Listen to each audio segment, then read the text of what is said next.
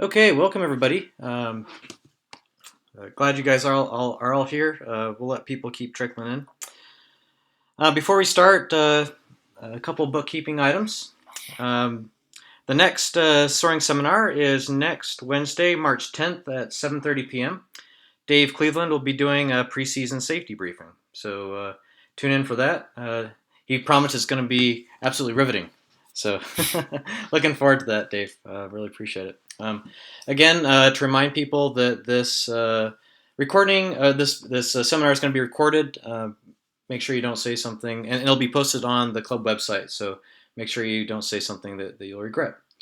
With that, Bruno, man, we've been really looking forward to this. This is the final seminar of our four-part series where we've had a presentation on each soaring site.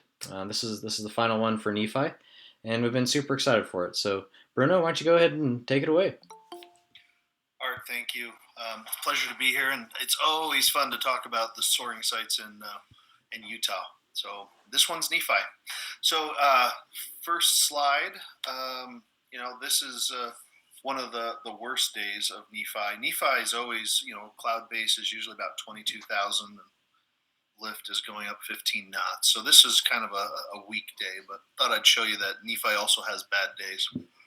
So everybody's on mute, so we need to get a laugh track, Art. That'll be good. My purpose of this is not to try to sell Nephi, but to really pilots, club members, and then also pilots that are coming from other locations coming to Nephi for the first time, just a really general overview. So hope this is something that you guys enjoy. So if you have not flown Nephi yet, you've been flying at the other Utah locations. Hopefully this will give you a little bit of an orientation. So here's a quote. Nephi, Utah has the potential to become one of, if not the greatest soaring destinations in the United States has to offer. And this was the contest committee back in 2013. So we had just barely announced we were going to do our first event in Nephi, and they said, we think that this could be a great destination. And here we are, and it has turned out to be. So it's kind of fun to see them predicting this, and we've worked really hard to make it come true. Here is just an overall map of our soaring sites within the club. So obviously up north, just out of curiosity, you can see my mouse when I go across the screen. Is that correct? Yes, we can. Okay, good. Yeah, I'm going to be using my mouse a lot. So we've obviously got Logan, which then can take us up into, as we've heard, into Idaho and Wyoming.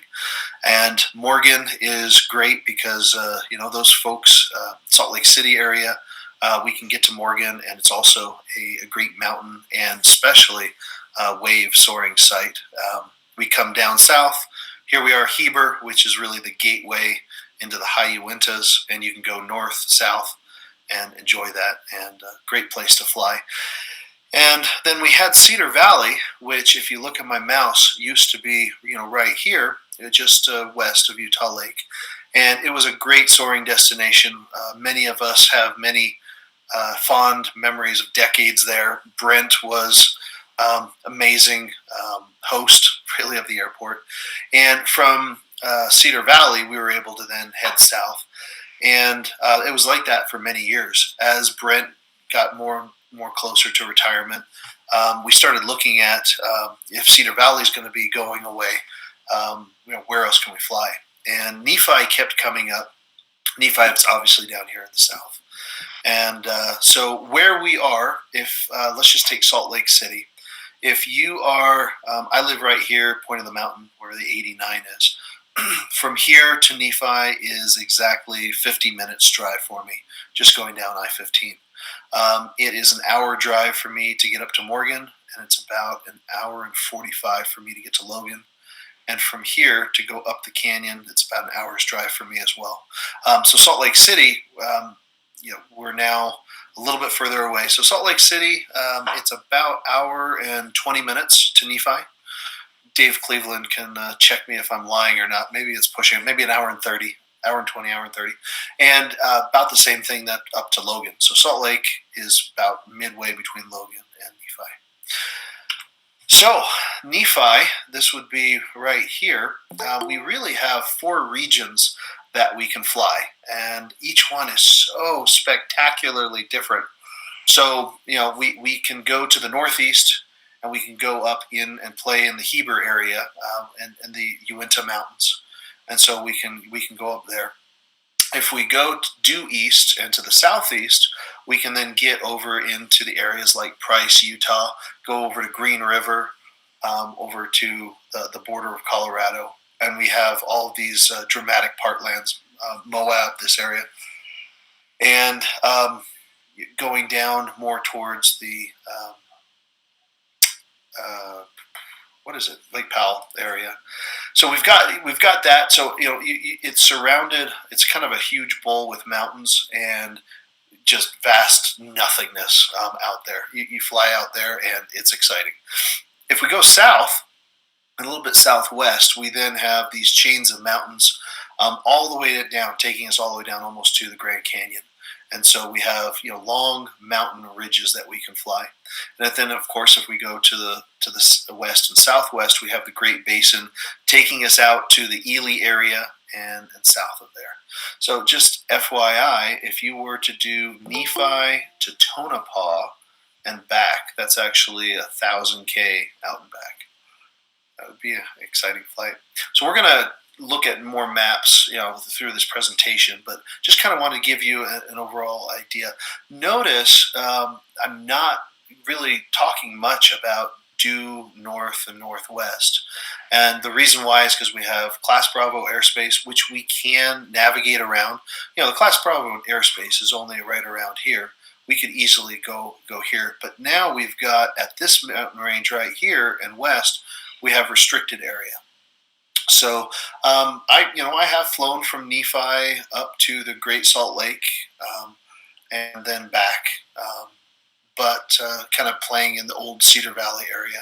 But because of Class Bravo airspace and other things, there's just so much other places to explore. Unless you're really jonesing to get over in the Tooele area, typically we don't fly northwest. Just kind of staying out of the way of all the airliners and things. But it is possible, but you're going to not want to do that your first flight on a Nephi, that's for sure. So let's get a feel for Nephi. Let's jump on to Google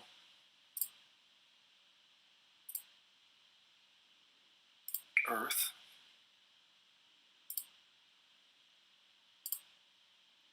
Okay. Hopefully you are seeing a map of Nephi from up above.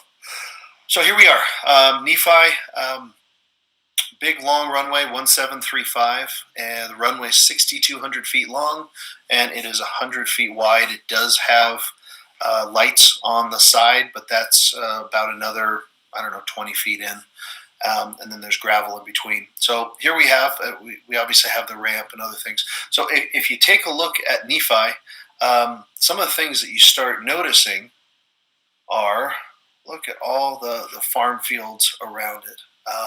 And it's not landlocked with a mountain right next to it that you have to navigate. So those farm fields are going to be something that we're going to talk about. And let me just kind of take you around visually to kind of give you an idea. So this would be looking up towards the Provo area. This, of course, is Mount Nebo. We're going to talk about that in a little bit. This would be the canyon that's taking you up to the Manti area.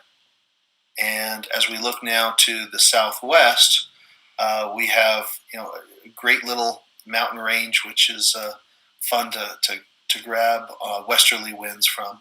This is looking south. We're looking down. So here's I-15 going, and then we're looking down towards Yuba Reservoir. That's the pass that you go through to go to Fillmore, and then you have the cliffs or the mountains. And on the other side, that's then where you would get to start going towards the Great Basin. So, just kind of just an overview of Nephi. But again, going back to it, look at all the farm fields around there. So jumping back on the presentation, speaking of farm fields, great places to land out. So I don't know if Steve Rathbun, if he joined us tonight. I invited him because his picture in all of his glory. But if you look, I mean, there's farm fields in almost every direction. He was coming from the south, and I think he decided, because you never land out at Nephi, you always make it back. So I think he just wanted to practice landing out. This was about 5 miles away, but I mean, this is literally one of those situations where just point your glider in any direction, fall asleep, and it'll touch down somewhere. So huge open fields, kind of fun. I'm not going to just pick on Steve. Other people can land out too. So this is actually up right by Spanish Fort Canyon by the windmills. Just on the other side of that fence is the golf course. So this little pasture was actually owned by Robert Redford. It's R&R Ranch. So did not meet him, but I appreciated his little field. All right, let's just talk a little bit about the past and present situation of Nephi. So Nephi, during the 2000s, there was a glider stationed there. So Rod, he had a motor glider there, and he would fly it. He has a hangar there, and he would fly it all by himself, and he just got to enjoy Nephi all by himself. And then we came and we invaded his place. The few of us ended up landing at Nephi. I think in my Phoebus, I landed there a couple of times as I was trying to, come back to Cedar Valley, and then there was north wind. So there were a few outlandings from Cedar Valley pilots. Maybe Steve or Kirk or one of the other guys also had that opportunity to land out in Nephi. I think that there was a safari attempt or two a while ago. Lynn Alley's name rings a bell. I'm not sure if they only talked about it or if we actually attempted it. Does anybody, unmute yourselves, does anybody know if we actually did a safari? It was about 15, 20 years ago. I was fairly new to the sport and don't remember. It's all good. And then again, we jumped to 2013, and this was the start of the major gliding activities at Nephi. So I just kind of thought, hey, I want to fly Nephi, so I'll make an event and we'll bring everybody together, and it took off from there. So we were just talking earlier. So 2021 makes 10 glider contests or events. Or OLC events. And now this is going to be the 10th event since 2013. It's pretty amazing. And what's also amazing is we've now, with this year, we will now have hosted every major class at Nephi. So we've done the open class. The Concordia flew at Nephi, which was fun. 15-meter standard sports. And this year will be an 18-meter class, nationals. And we're combining it with a Region 9 sports class. So you don't have to be national pilot. You don't have to have an 18-meter ship. You can bring whatever ship you want and fly in the regional and alongside, and it's going to be a lot of fun. So just open invitation to everybody. We have become a world-recognized soaring site. We've had multiple write-ups in international gliding magazines, which has been fun. And we've even had the Yonkers. They came. I think I said their name wrong. Pronounced it wrong, but they came during one of our nationals, and they participated. And boy, they fly well. Kicked our butts. So it's fun. So it's not just the locals that know about this now. The world is getting to know Nephi better.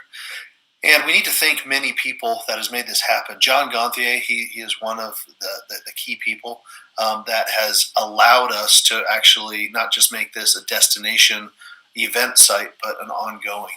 If it weren't for him and some other very dedicated other people, we would not be flying there on the weekends. He's helps to make the critical mass for us, so that way, with the instruction and things, so that way there's enough toes to make it worthwhile. So thank you to him. Also thank you to Johan. He has provided 2 tow planes for us down there, and that which is key. The club has also now started participating, and we have 1 or 2 gliders down there. We have club equipment like golf carts and things, and so the club has embraced Nephi, which is wonderful. And all these events, this is very, very I think this is modest, but we've easily brought in over $2 million into the local community because of all of these events. Because of that, they love us. I just even spoke with um, the airport manager. He's also the city manager, Seth, just even yesterday, and he is just so positive and thrilled that what we're doing, and he's encouraging us to continue, which is great. So it's nice to have a glider operation that the city and the airport like you, um, and we need to keep working hard to keep that the case. All right, let's jump over into kind of a little bit more logistics and layout of the airport. So you get off I-15 and you follow Google Maps, and it takes you down to the airport. You're arriving from the east. The airport is a completely enclosed, gated airport, which is good because there are deer. So you've got high fences. And once you get to the entryway, the red circle, there is an access gate. So there is not a way to get in without a code. And I've got another slide where we will talk about obtaining the code. So once you then drive through the gate, if you go to the south, I put a big X here. This is where at the second hangar down is Skydive the Wasatch. They're great guys, very active skydiving operation. Right now, they just currently have a 182, so it's not like they have one of these big caravans or turboprops or anything, but they stay pretty darn active. And the reason why I put an X here is out of respect for them. We want to try to avoid being in their way. And so, we don't want to be just to the west of them and tying down. And the reason why is if you look just a little bit further, this right here is their LZ. So they're trying to land here in the soft sand to break the fall. So they don't want people right here because they want to be able to look out at the LZ. So please do not park or tie down here. There are some pilots who they just really, really, really want to put their glider together on asphalt. And, we ask them not to, but they still do. It's not the end of the world, but if there's no room up north, yes, you can put your glider down together here, but please just be respectful of these guys. So once you do it, get all of your equipment and then move north. So, all right, going north, right here we have the first thing is a private hangar, and then we actually have the bathrooms. So yes, there are bathrooms on site. We then have the FBO hangar. Across from it are the fuel tanks, and then we have the city hangar, which is where we actually do most of our events, and also the club has been granted access to really make that our base of operations. So the northwest corner is shoved full of our things. Also, they have made it available for us to rent on a monthly basis, not a daily or a weekly. You can actually store your glider there. It works well, except for when you have 3 other gliders in front of you. Plan on it's taking an hour to get their gliders out without damaging, and then your glider out and then putting them back. It's a lot of work, and we'll talk about what we've now done to kind of address that. It's not on here, but they have now started building an additional executive hangar that is just to the north of that. And you can see here's all of our trailers. We've got the club glider tie down, and we also have private gliders tied down. And right now they're not charging us tie down fees, which is really nice. So let's try not to bug them so they don't do that. When we have an event or when you are just coming, we ask you not to park on the ramp. So come in, and then you go to the north of the hangar, and all of this field to the east of the glider trailers is all parkable. Sometimes we can just park right here next to it, but please do not park on the ramp. This is an active airport. There's airplanes, there's people getting fuel. We want to be considerate of them. Okay, so parking right there is to the north, and again, we do, yes, totally fine to tie down here on the western side of the north ramp. And then, of course, it takes us up. We have had a water tank here in the past that you can get water fill. Does not have pressure, and so I've actually brought my own pump that would work. They have now brought a water line to the airport, and I'm not sure exactly where, and how they're going to do it, but we have talked to them about make sure that we can have a spigot for water fills. Also, during the event, just FYI, during events, we are tied down along the eastern side of the taxiway, and we installed over a mile of 2-inch pipe that then has spigots every 100 feet. So during events, you actually can get pressurized water for ballast right there at your tie down, which is really, really fun. We don't keep that system turned on because we built it, so we know it's got to have a lot of leaks. We'd probably waste millions of gallons of water, so we really only turn that on during events. Just FYI. Okay, next thing is, and with Photoshop, hey, look, I made another executive hangar. So that's kind of what it looks like now. So we've got the main city hangar, and now we've got a hangar to the north of us. So just be aware of that. And my guess is that because of this, we're going to want to use this alleyway in between to get to our parking. So you probably don't want to block that. So just FYI. Also with Photoshop, because Google Satellite hasn't updated yet, we now have some glider hangars here on the northeastern side of the ramp. And we'll be talking about that in a little bit. Right now we have 6 constructed. These 2 and then another 4 here. We have room to keep going north, and what's nice about this is even though the master plan, long ways away, is talking about executive hangars continue to go north, these can be movable. They only have 3 hard points, and if we find a different place on the airport that we want to go, we can move these pretty easily. So again, we'll talk about these in a second. All right, overview of kind of operations at the airport. We have really 3 landing areas on the airport, other than the farmers' fields. So obviously we have the main runway. The infield in between the runway and the taxiway is not landable. Even though it looks good and we cut the grass during events, it would be very, very bumpy. Your head would probably go through the canopy. So don't land on the infield. Now, you've got the runway, this blue strip right next to the runway. We're talking 300 feet of grass between the runway and there's a ditch. That is what we have been using as a secondary landing area for gliders doing relights during events, or if the runway is stuffed up, and then also for tow planes landing. And we just keep getting compliments from the tow plane pilots of how amazingly smooth, and there's no rocks, and it's just a beautiful place to go. This has been, they've been very patient with us. That was very sarcastic. We've been working hard to try to figure out how do we make this so that way we don't damage the tow planes.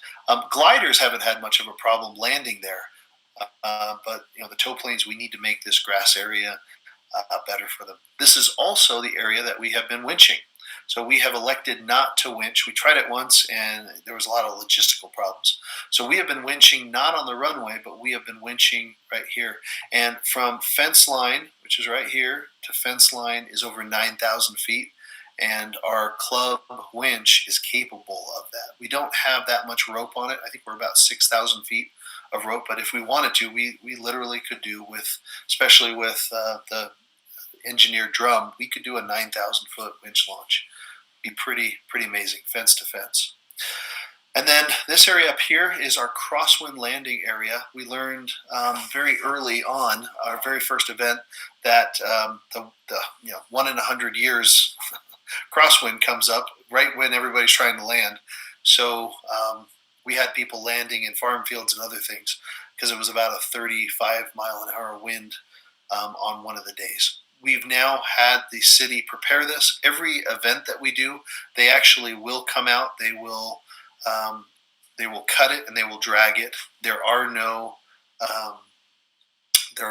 divots or culverts, ditches for about the first, again, 300 feet. So the northern road is right here, and it's about the first 300 feet. Once you get south of that, we now have ditches and other things. So you want to land, if you have to land in very strong crosswind, you can land here totally fine. There's a fence here and there's a fence right here. And so watch out for those, but it's plenty wide, and it's also pretty soft dirt, so you're going to stop quickly. The yellow is the fence line that then separates the airport property from city property. We have something new going in. We have this is an Army depot that's going in.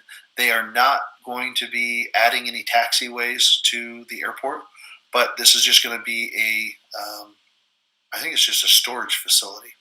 So the positive of that is they needed to bring out water and utilities to them, and that's what allowed us to get water, potable water to things like the bathrooms and things.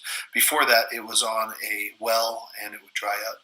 So anyway, they're going to be there now, and this pink area is many of us have been daydreaming about someday us doing a clubhouse, or if anybody's crazy enough to spend money and actually do a glider operation, which probably would be very successful.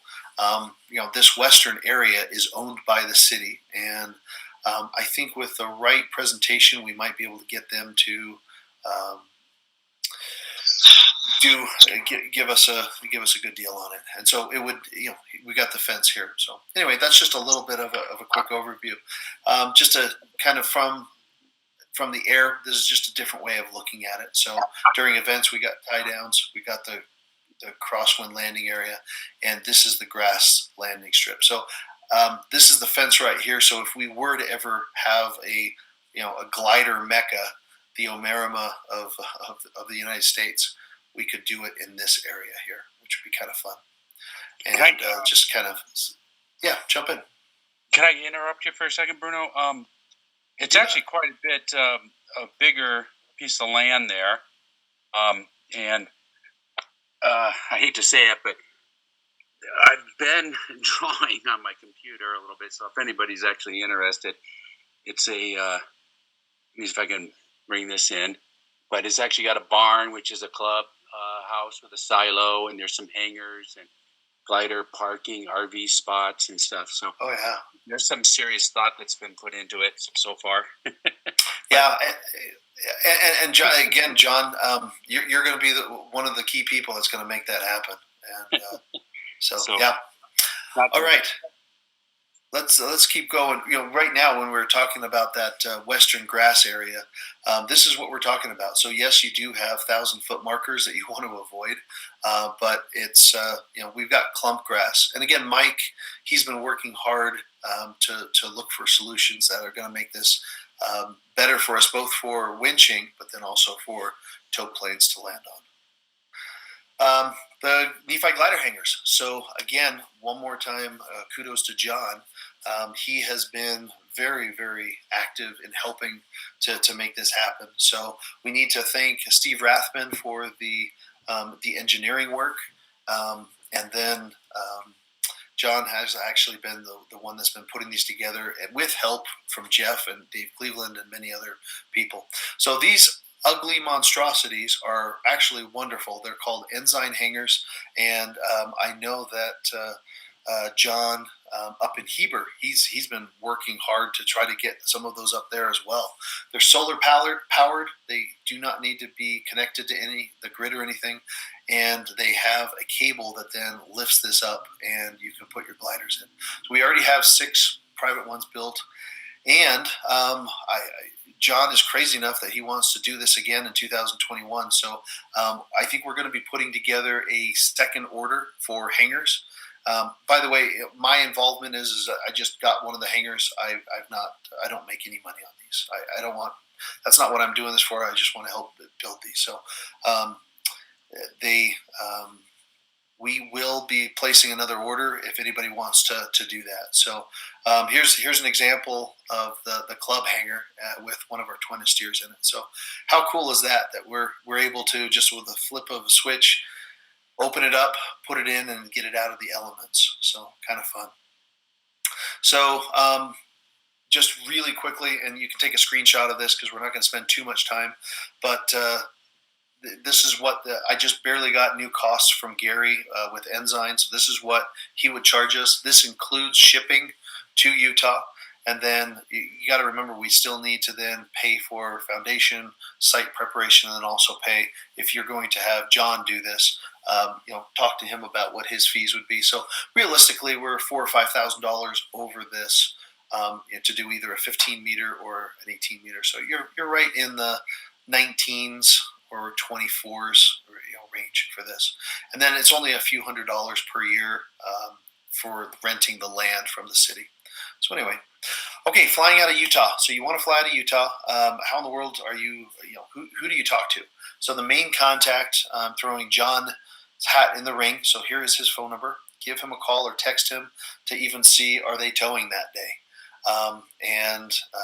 He might point you in another direction, but for now, I'm throwing everybody at John.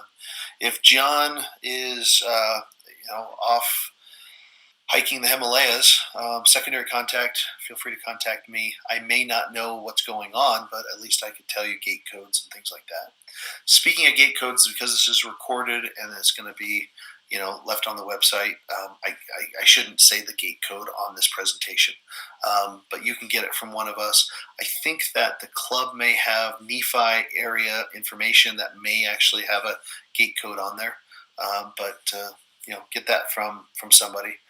This is, again, an active airport. We need to be respectful. We need to think, because there are aircraft moving around and they have the right of way. Remember, again, no parking on the ramp or parking on the grass north of the hangars, or grass on the side well away from any kind of taxiways. And,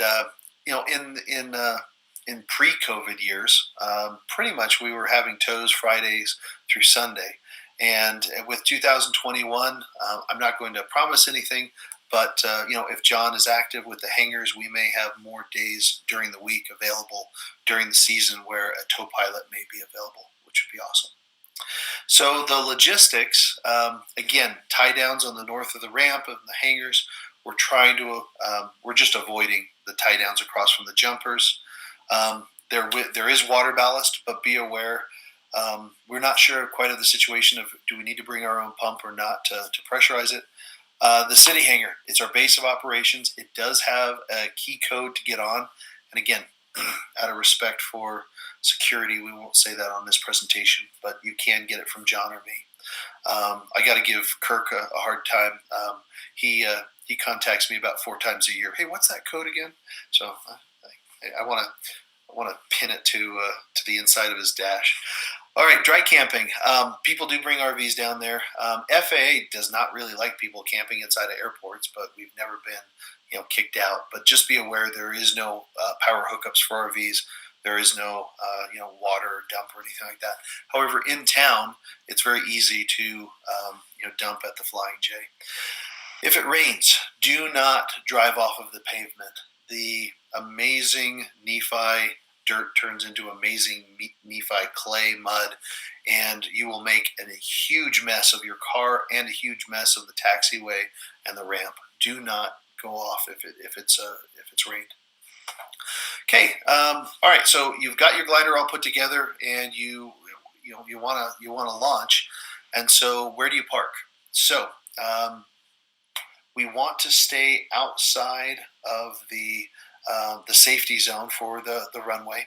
And so where we need to park is on the north side. You're coming up the ramp and avoiding, there's a few taxi lights here.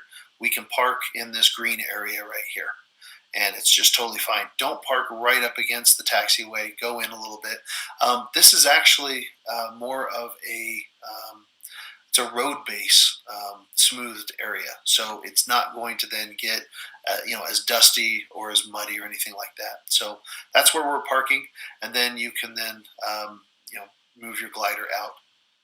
On the south end, what we're doing is we are now against the taxiway on the east side and on the south side of the taxiway here. So this is where we're parking our cars for the day, and you're not going to be in the way of anybody. Basic information, we never are staging on the runway. And the reason why is, again, active runway. We want to be respectful for other people. So we are on the side of the runway, and then we're in the taxi, or the tow planes are all ready to go. That's when we're pushing off. So that way we're not staying on the runway too long.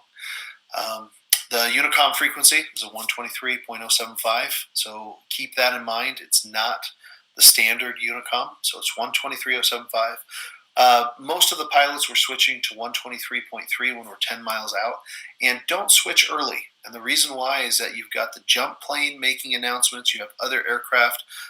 It's a fairly narrow corridor. There's a lot of traffic going in and out. Stay on 123.075 for about 10 miles out. And the jump plane's really good about announcing, when they're going to have jumpers away and things like that, which also makes sense. That you don't want to fly directly over the airport because we do have skydivers, meat packets falling from above. AWAS, pretty darn accurate, it seems like. I'd never hear anybody complaining of, oh, that was totally wrong. So 118.275. We also do have two windsocks. We have windsocks to the north of our kind of our little apron area in the hangars, and then we also have a windsock that is to the west of the runway, kind of right by the ditch. So we have those.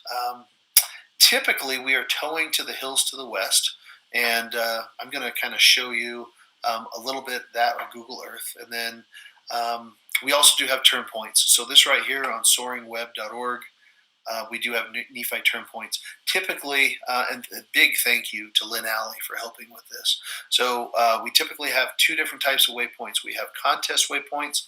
So, we're really bringing it in, and there's not so many, random bush airports kind of a thing. But then we also have our OLC, which we then go out. It seems like we push almost out to Boulder. Those of us that are dreaming of huge 1,000K out and back. So it's a big circle. But both of those typically will have then the exact same turn points and turn point numbers. It's just the OLC one has many more airports and it goes out further. So places to fly. So I'm going to jump on Google Earth for a second, but I'm going to show you Mount Nebo. There's Skyline Drive. There's heading south, east, west. And again, we said, we usually don't go north or northwest very much. So let's actually jump to Google Earth and kind of see some of these areas. So first, what I just barely said is when we tow to the west. Most of the time, especially earlier in the day, we're towing off of 17, and then we're towing to the west. I wanted to kind of show videos, but we saw in these past presentations that videos were really choppy. And so, sorry, no videos on this. But if you want to see plenty of videos, jump on YouTube. So we're towing to the west, and this is the hills that we're towing to. And a typical tow is often really just to about 2,000 feet. Couple of things, couple of turn points. We call them the ponds, and that is these right here. So this is where Nephi people's toilets flush. And there's lots of seagulls there, and oftentimes there's thermals right over there. So go figure. This right here. I wanted to call it the cattle lot or something like that, but unfortunately, pig farm stuck. So this is now called the pig farm. Sometimes you can catch thermals over these. Oftentimes there's thermals over this here, and so good place to catch it. And then one more kind of point of interest. This is then called the gravel pit. Some people call it the dump, but I'm still trying to call it the gravel pit. So I'm going to turn this around so like we're kind of looking more towards the north. So Nephi's here. We're coming out over here, and sometimes we can catch thermals over here. Sometimes, many times, we're towing to the ridge, and if that's not working, sometimes we're towing down here to the south. Just be aware that oftentimes there are house thermals just to the south of the main road that's going out towards Delta. This area right here, oftentimes there are some saving thermals. So we're towing to the ridge, and we're getting our thermals here. If it's a westerly wind, it can be turbulent a little bit to the east. please be aware that there is a tower right here that goes up, I don't know, 1,000 feet, 800 feet. So I'm gonna zoom out just so you can kind of see this. So the tower is right here. It's the only tower on this entire area, but it is not something that you want to hit. Be aware also that usually right over the tower there is a house thermal. So either right due east of it or right around it. If you look, you've got all these other bowls and things, and so if you've got wind coming from, let's say, a little bit more of a funky direction, like a southwest wind, sometimes if it's just not working and you're having a hard time, you can catch in these bowls a thermal to stay up. So anyway, that's the tow situation. We're normally towing in that direction. Let's now talk about Mount Nebo. This mountain, I think, because of Soaring, we've helped to make it famous. Beautiful mountain, wonderful area to fly. The south half of the mountain is pretty benign. The north half always feels like it's trying to kill you. So if you are not confident and comfortable flying close to the mountain, here's the good news about Nephi. You don't have to fly near rocks at all, and you can fly Nephi all week long or all month long or all season long and never even get close to a mountain. You don't have to use the rocks to stay up. That's a very positive. Now, if you are comfortable, it's really fun to fly in all of these areas, but just be aware. A couple of things. So it seems like Mount Nebo works great when it's a western day, when it's a northern wind day or a southern wind day. Boy, most of the time we get shot down. Even though you've got this south-facing hill right here, yeah, you might be able to just barely maintain, but then once you get to it on south wind days, it's really hard to stay up. But on a west wind day, so we're looking at Mount Nebo from the west, you've got this giant bowl also with these collector fingers coming out, and these are, we're oftentimes catching thermals down here low and just circling up. And then once you get to the ridge line, you can follow the ridge line and then go all the way up. I've got a video that says something like elevator ride or something, and it just starts. This is early spring, flying from Cedar Valley, by the way, and it just shows just following the ridge line, and I never stop to circle or anything until we get all the way up to the very top. It just takes you right up. So again, this southern bowl is pretty benign. Not too bad, but again, you want to be comfortable flying near the rocks. Once you get, and there's 3 summits. There's this one, this one, this one. This one's actually a little bit higher. This is the highest one. And those of you that have flown events, this is the one that the photographer would stay on to take pictures of us. So once you get past this, it gets really gnarly really quick. I've flown a lot of mountains, and for whatever reason, these bowls and these fingers, the winds are very, very strong, and I give it very wide berth. So just please, it feels really easy and stuff here, and then all of a sudden it gets very gnarly here. Still, possible to do it, but just really pay attention. And then you as you go north, you still then have other spines going out, and of course you can then go all the way up towards Payson. There's many times where we get up high here, and if you think about it, once we are at 14,000 feet, we can actually just do a final glide all the way over to Y Mountain area and still hit it high enough that we can then ridge soar and go. So great jump off point. All right, so that right there is Mount Nebo. When we are flying to the east, this is now going into the Fillmore, Manti area. Oftentimes, we get high to the west of the airport, and then we fly across the valley, and then we're either flying to these mountains or Nebo, and we're getting high enough. And then we're flying over this. Now, there are farm fields. What's nice about Nephi is even though you have mountain areas, most of the areas have still farm fields in the valleys. There's a little bit of rough terrain that you need to fly over if you stay high enough, but you still then have farm fields if you can't get lift on this mountain range. So this right here is the north end of the Skyline Drive, which goes south, 80 or 100 miles. So this would be kind of considered Mount Pleasant area.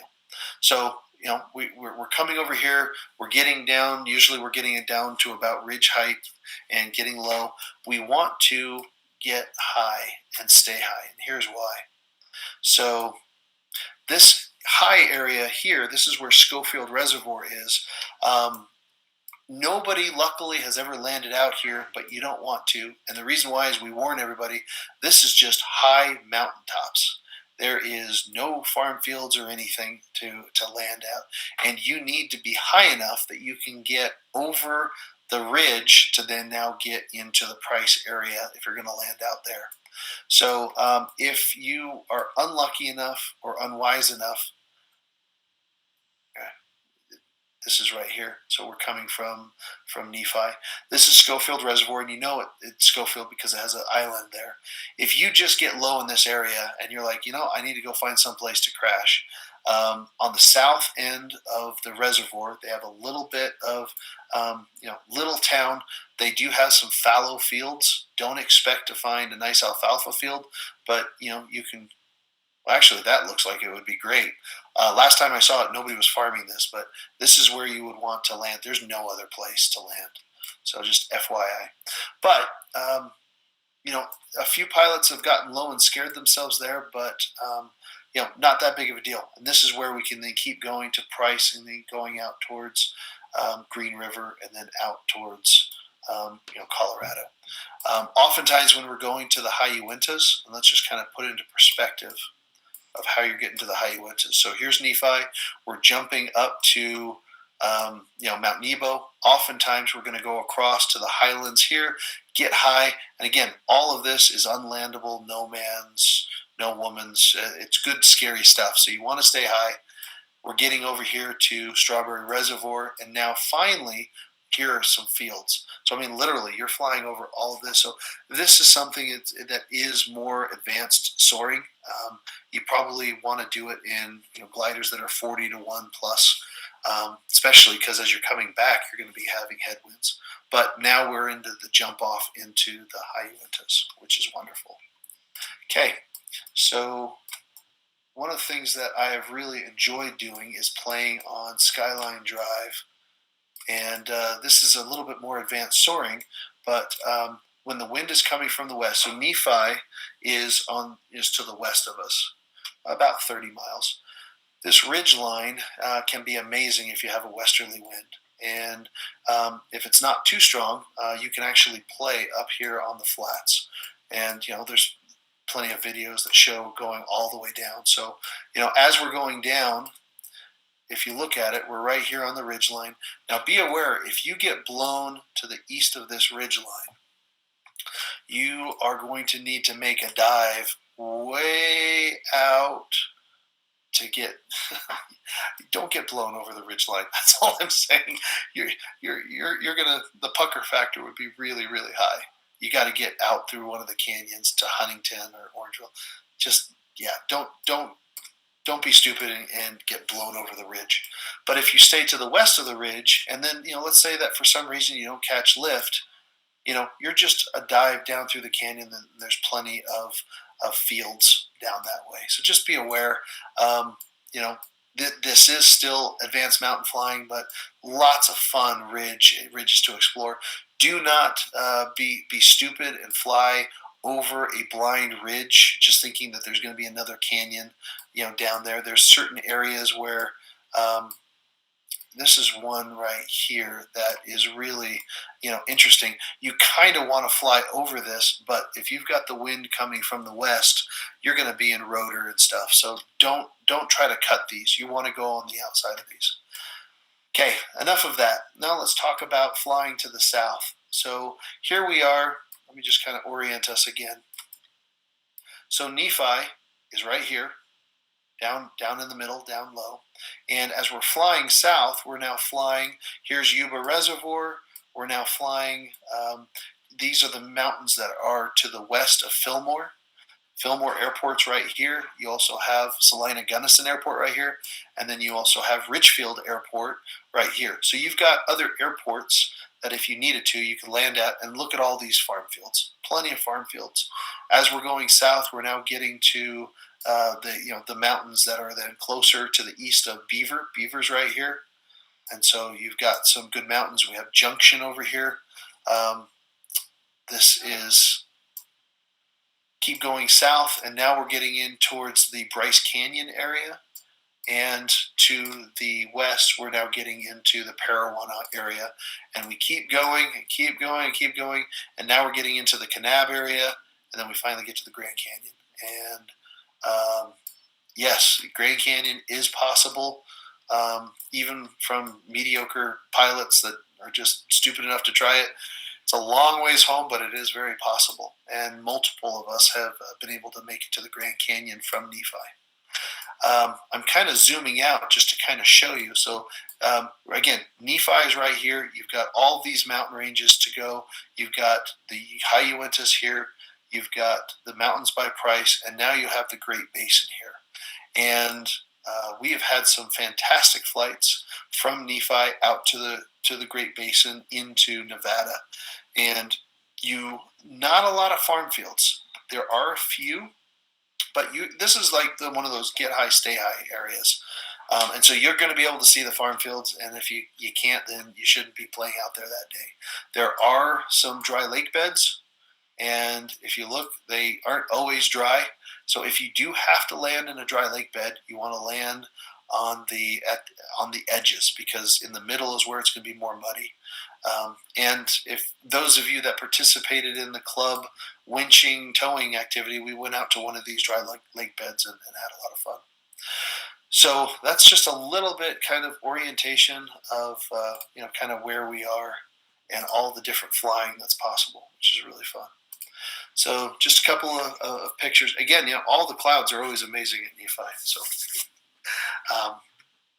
this right here would be looking towards Wayne Wonderland and kind of the Bryce Canyon area. Parowan, that whole area, and also Richfield. Joe Bostic, he's playing down there a lot. Just that whole area is just spectacular soaring. This right here, screenshot from flying over the Grand Canyon. And if you are going to fly over the Grand Canyon, make sure that you know what the rules are. Make sure it's a really high day. This right here is OLC trace from Nephi down to the Grand Canyon, and flying over the river and then back. So that's kind of fun. This one, kudos. Oh, darn it. Unfortunately, I cut it off. I don't know why I did that. This is an amazing flight. This is a 1,000-kilometer triangle that Joe Bostic did out of Nephi. And he went all the way up by Ogden, and then he came all the way down. So here's Price, all the way down to there's a turn point that I have called Mormon Ridge, I think, or something. He might have used that turn point. He's then going across no man land all the way down. So Bryce Canyon is here, so he's just there. So I mean, he's southeast of Bryan Head and Cedar City, and then back to Nephi. And that's 1,000-kilometer. So what a fantastic flight. So events. This is the last part, and then we're done in just a few minutes. This is a picture of our very first event at Nephi, which is really special. If you look at the faces, we have a few faces that now unfortunately aren't with us anymore, but lots of faces of club members, which is fun. But there's lots of faces of people that traveled thousands of miles to be here. When we look at our events, and I'll show you some pictures of our events, you look at the faces, and there are more people from outside of Utah than are inside Utah at our events. I think we need to change that. We need to get more locals flying, because we have so much fun. Here's an example of one of the evenings where the Raptor people, they brought a whole bunch of birds and bald eagles and stuff. We have a blast. We have a very good time at these events. They're pretty well organized. They're well structured. They're safe. We've got people to watch out for you. We have a retrieve office. Just a great time. If you have not been to one of these and you feel uncomfortable flying at one, no problem.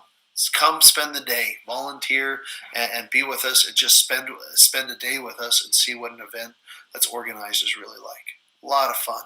And these events have brought in significant amount of revenues to the club that has allowed us to do things such as the winch purchase, the additional glider purchase. Financially, our club is very strong, and these, because of members, because of good decisions from the board, also these events have been very profitable for us. And so, we appreciate doing them because it helps. We do have a lot of fun, goofy prizes, things like that. If you're looking, I don't think anybody there is looking like they're having a bad time, except for that one guy that's reading his phone at the back. But smiles all the way around, so we have a good time. This right here is a big wide shot of us on the grid. To see 65 gliders launch in just a little bit over an hour is a thing of beauty. And it's taken some very talented people, very talented tow pilots, also talented organizers such as Ron Gleason to make something like this pull off. And it's so fun to watch. So last slide, and I thought this would be fun. When I was doing a presentation in 2012, trying to sell the idea of let's start doing stuff at Nephi. This is the slide from the presentation. So the Utah Soaring Association has strong interest in getting a glider located here. Check, we did it. Cedar Valley's time is limited. We that foresight, I think, was smart, that we built something up that when Cedar Valley went away, we had some place to go to. We were estimating hangar capacity of 15 gliders. It's fun. We now have the gliders hangars being built. And again, you're welcome to contact me or John if you have interest in being a part of this next batch. We had a regional competition that we were all excited about, and now we've done multiple nationals. And glider groups are already using Perron and Ely looking for other venue. So it was fun to kind of see those predictions, and we've by far surpassed them. So where are we going with the future of Nephi? It starts with, we need our club members going down, experiencing it. So make sure that you get area checkouts with John and the other instructors. Use the club gliders down there. It's worth the drive. FYI, the days often start a little bit earlier, and they also end a little bit later. So, yes, you have to drive an hour to get there, or even an hour and a half. But especially in the summertime, I mean, we've had many flights where we're landing well after 8 o'clock. Not that you want to fly that long, but hey, it's available for you if you want to. So the future of Nephi, there are multiple people with interest in building it up even more. We want to do more hangars. We want to do more club operations. Dreaming of, can we someday give glider rides down there? I think it's going to take all of us participating in this, but we can make it happen. And let me just end by saying, Nephi's awesome, just like Logan, Morgan, and Heber. Love those other airports, and I love flying out of them, and I look forward to flying out of Logan and hopefully the next month. And so keep those other places going and support those.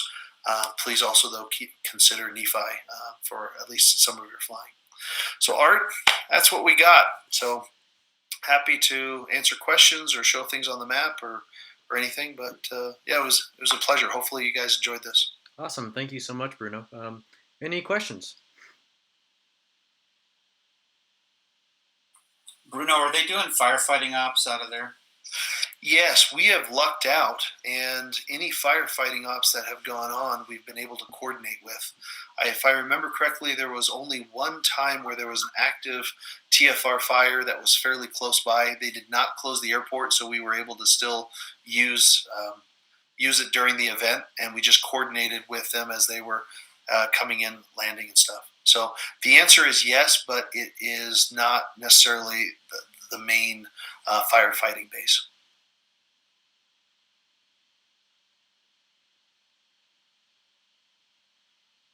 Any other questions? John, if you want to unmute, what's your guess on timing for when are we gonna? What should people expect for when tows, spring checkouts, things like that might be available?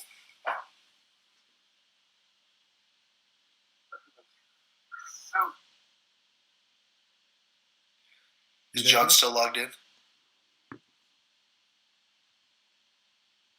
If not, anybody else have any? Yeah, I'm here. Oh, there you go. Hey, what's your plans for opening things up and spring checkout timing stuff? Well, we were kind of hoping. I was hoping maybe this Saturday or something, but it really kind of looks like it's going to be a stormy day. Chances of rain are pretty good. I was talking to Dave Cleveland, who's been a tremendous asset at Nephi, and kudos to him and to all the other people that help out. But we're working on getting the call air up and running. We actually got it out of the hangar the other day, last weekend, and test flew it a little bit. And we got a bunch of guys that are interested in towing, so we're going to be trying to train some new guys to do that.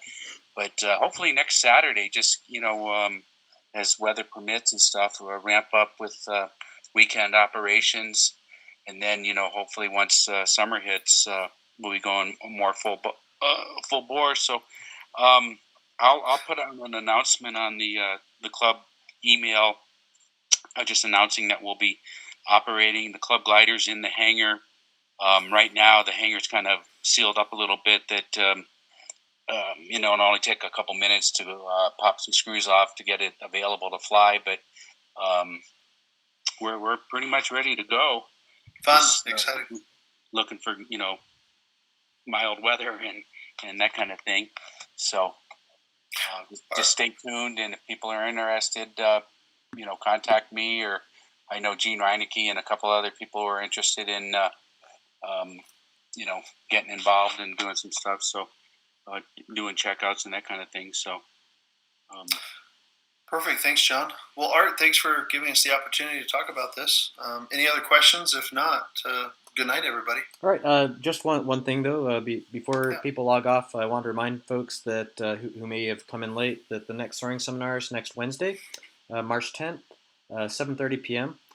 Dave Cleveland will be doing a preseason safety briefing. I think this is going to be a really excellent seminar, and it's very well timed to coincide with the beginning of our season. As you guys know, this time we call it the silly season because of all the we're all pretty rusty. A lot of us have been sitting in our armchairs and watching TV this whole winter, and it'll be the first time we sit in a glider for many months. So Dave Cleveland, really looking forward to it, and hope you guys all join us.